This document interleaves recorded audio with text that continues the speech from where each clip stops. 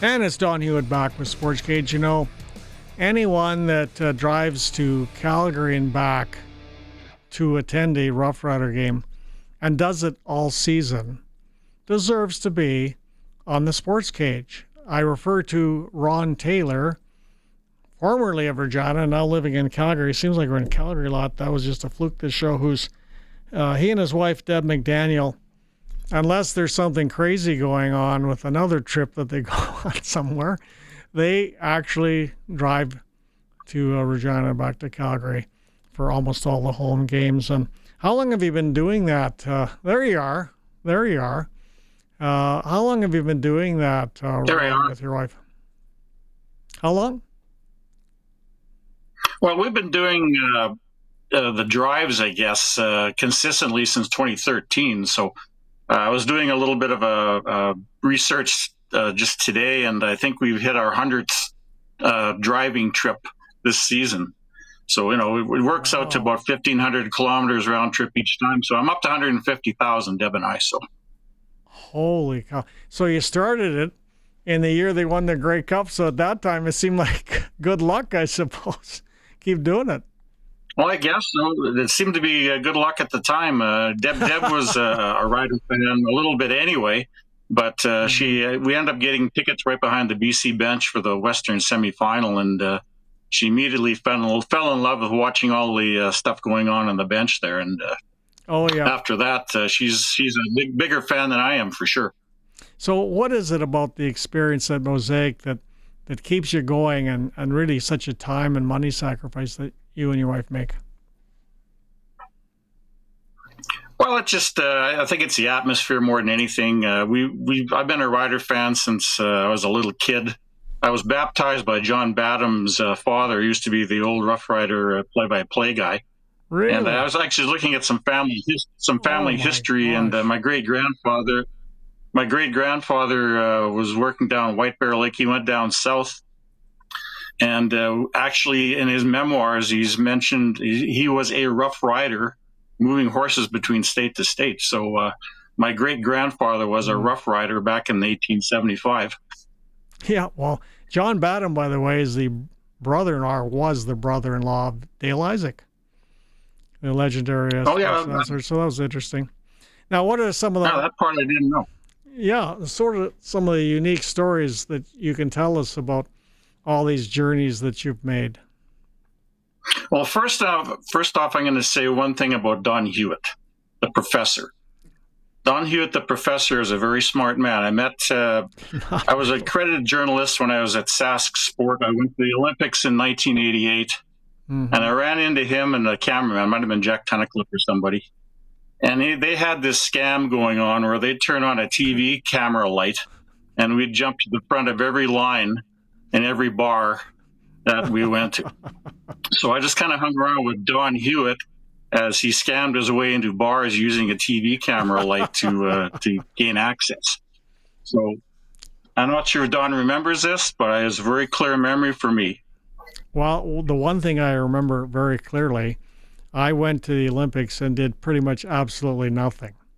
I contributed very little. Well, I think that to the good folks at CTV. Well, I was a print journalist, but I wrote did some articles for a magazine, which was once a month. Oh yeah. So I had pretty much free reign the whole time there. I got to see the Russian Red Army hockey team, and I met the Jamaican bobsled team and all that stuff. But it was pretty interesting. You said you had a couple when you were texting. A couple of good stories. Well, one interesting story. You and I have a mutual respect and admiration for Ed McQuarters. We do. And I think arguably he may be one of the best defensive linemen to ever play for the Rough Riders. Oh, I'd say the best. I know one. Yeah, well, I remember the Western Final in 1966.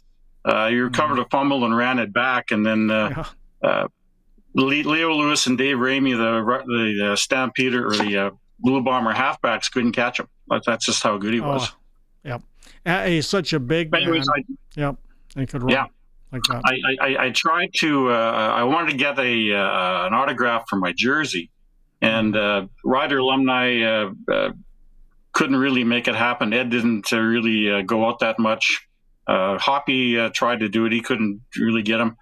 But we were marooned in Regina Hotel during one of the a blizzard one year, and we were stuck there for about 2 days. So I found a phone book in the hotel. So I just looked up Ed McQuarters and I phoned him up. He said, "Oh, sure, come on over. I'll sign it for you." So I went over there, and he told me a whole bunch of stories about his tough upbringing in life, and how St. Louis kind of jerked him around a little bit. Yeah, he was in the same draft class with St. Louis as Roy Shivers. Okay. Well, unfortunately, that's interesting. Unfortunately, during Ed's era, there was still racism in professional football. Sadly, he was a victim of it. The good news was he came to Saskatchewan and was a big reason that they won the 1966 Grey Cup. And from there on, Eagle Keys would use him as a test at training camp against defensive tackles, one-on-one, or rather, I should say they tested offensive linemen against Ed, the defensive tackle. They wouldn't bother with any other defensive tackles. They just go with Ed against an offensive lineman, and if he could just only got beat badly, he might play.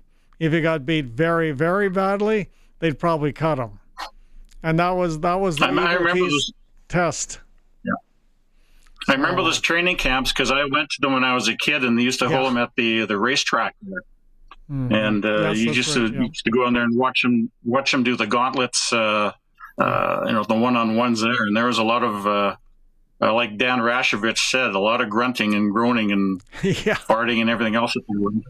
Well, and the coolest thing about Ed isn't so much what an unbelievable football player that he was, but he's also an outstanding person, Ed McQuarters. And I very proudly wear his jersey to the majority of Rider games.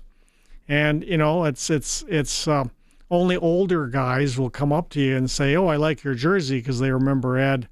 And it makes you feel like, it's too bad the younger people didn't see him play. I don't think it's even close that he's the greatest defensive tackle to ever play for Saskatchewan. And they've had some really good ones.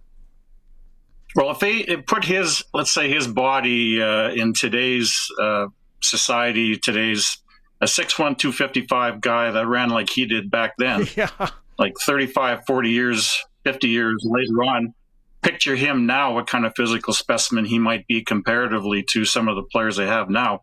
There's no way he'd even be in the CFL. He would be, he was Cam Wake with size, essentially.